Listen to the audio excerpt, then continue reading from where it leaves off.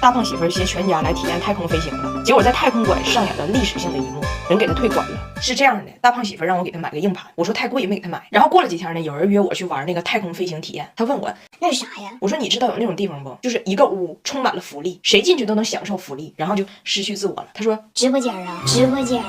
然后我就给他看的介绍，看完介绍他说他也要去。体育这方面大家都知道我是苗子，我到那儿我靠一飞冲天，空中炫技，灵活的胖子放手搏，地心引力奈我何那种感觉。我要炫技炫成功了，你给我录下来发视频，如果点赞超过30万，你就得给我买硬盘。我说行，我们就去了。到那人家就说了200斤以上的不行，他说他195，只是看着虚胖。然后呢，我起来了，翟奥达起来了，拿铁也起来了，他一直在等待间取笑我们，说我们动作不标准。结果到他了。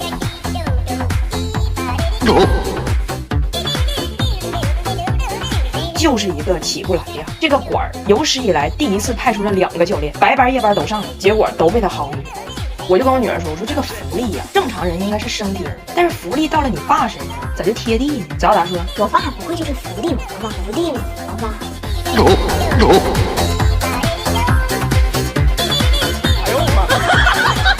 关键出去的时候，底下的风太大，吹的他吧得跳着走，然后兜的太紧，裤裆还给人裂开了。他还问人教练，他说别人飞完你就是抱着给抱出来，我在这里自己跳呢，你倒是抱我呀，抱我呀。教练说我抱了，俺俩都抱了，俺们也没见过，在这个福利的地盘里，地心引力赢了，地心引力赢了。大胖媳妇儿带着他加拿大的老母亲去体验了一下北京老胡同，结果被后海区人力车夫拉进了永久黑名单。到了后海，温迪见到了人力车，没见过呀，嗨起来了，要乘车。拉车师傅离眼看，哎，一金发女郎远远走来，看着挺年轻的。温迪过去说，我可以吗？师傅是个老北京人，上来吧您。温迪说，那我可以带着我的儿子一起乘车吗？师傅说，行啊，上来吧。温迪一回头，儿子过来，儿子就过来了。师傅大受震撼，这不行，这不成。温迪说，你说的我可以带儿子，来，儿子上来，儿子上来。然后后海之行就开始了。师傅蹬了不到20分钟，蹬抽筋了，回头跟他娘俩说景基本就是这样，该看的都看了。大胖姐说，这个海我光看后边了，还没看前边呢。师傅说，这个海只有后边，没有前边。温迪说，为什么？师傅说，因为它叫后海，它叫后海。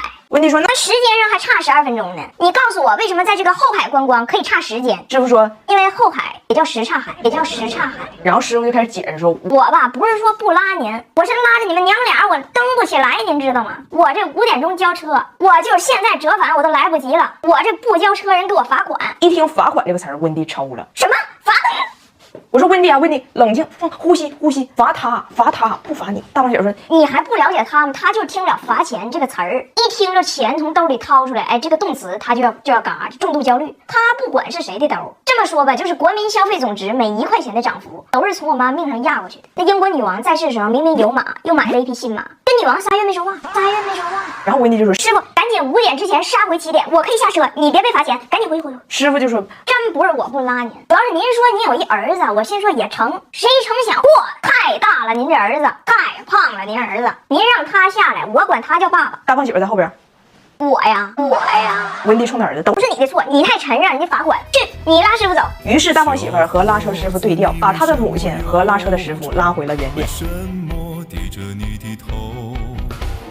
谁叫你这样？Hello， 你好。Hello， 你好。劳驾，您呢？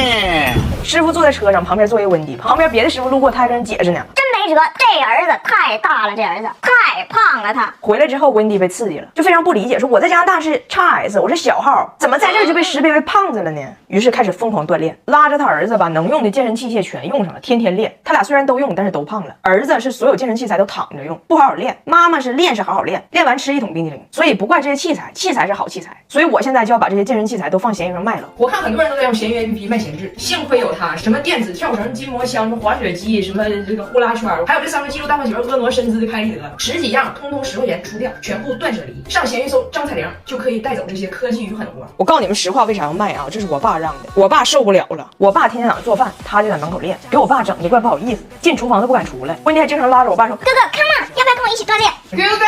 Come here, join me. Brian. 我爸说：“不搞这个，不搞这个。”不搞这个，不搞这个。哎，你说有个事儿，你们说意不意外？就这次我大胖媳妇和孩子回来，我婆婆居然给我的父母备了一份厚礼。了解我的朋友都知道我婆婆的性格，就人儿不错，但是特别抠。就曾经我的婆婆啊，就因为喜欢参加婚礼，喜欢搂席，但是不喜欢送礼，觉得太贵。赶上有一次圣诞节商场土司机打半价，我婆婆直接买了半打，就土司鸡烤面包片那种的，合人民币150块钱。我婆婆买了半打，全在仓库放着。之后那10年特别热衷于参加婚礼，好送出她这个廉价土司鸡。哎妈，那土司鸡才有劲呢。那面包片如果要是薄点的话，好，头5秒还是烤吐司，到第6秒就是烧冥币，直接就冒烟了，就灰飞烟灭了。就都说就是婚姻是爱情的坟墓，我婆婆上坟的时候还给人烧纸。加拿大本来结婚率就低，就那几年没人敢结婚的。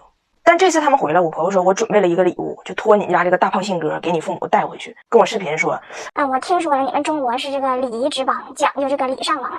这次我儿子去呢，我也带点东西，就是聊表心意吧。但是呢，不想给你父母造成什么压力。我一听，哎呦我的妈呀，这得是多大礼呀！给我父母造成压力，他该不会是给我妈运回来一辆车吧？然后我婆婆就掏出了她的礼物，一个加拿大印第安土著吉祥物，这么大点儿，脑袋大脖子粗，一看还made in义乌，$12还因为有瑕疵打了7折，合人民币不到50块钱。我婆婆还给我解释呢，就在印第安文化中，这个东西可以驱逐噩梦。怎么样，你的妈妈会做噩梦吗？我说我的妈妈会做了你 ，You are my mother's 大噩梦。然后我就赶紧偷摸跟我大胖媳妇说，我说这东西你就别往回拿了，你就随便找个借口，你就说礼物太贵，路上被摸了，东西太沉，影响飞机颠簸了，文物涉嫌玛雅遗址被海关稽查收割了。他啥也不拿吧，你好歹还可以怪成文化差异。他拿这个来，那就是破坏双边关系，破坏双边关系。我婆婆说我还没完事呢，我还有一份大礼，这次居然破天荒的给我老公一份家产，一个吹风机，出土于2003年。